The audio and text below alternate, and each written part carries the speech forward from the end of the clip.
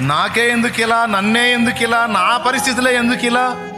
అందరి జీవితాలు బాగానే ఉన్నాయి, అందరి లైఫ్లు బాగానే ఉన్నాయి, అందరి కుటుంబాలు బాగానే ఉన్నాయి, అందరికి అన్నీ దక్కినాయి, నాకెందుకు, మాకెందుకు ఇవి దక్కలేదు, మేమెందుకు ఇలా ఉండాల్సి వచ్చింది అని నువ్వు ప్రశ్నిస్తే నీకు సమాధానం.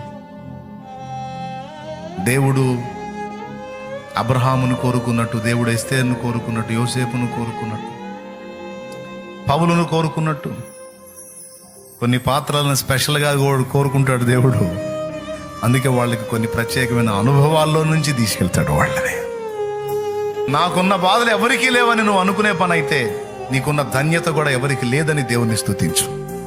ఎందుకంటే ఆయన స్పెషల్గా నీ మీద వర్క్ చేస్తున్నాడు.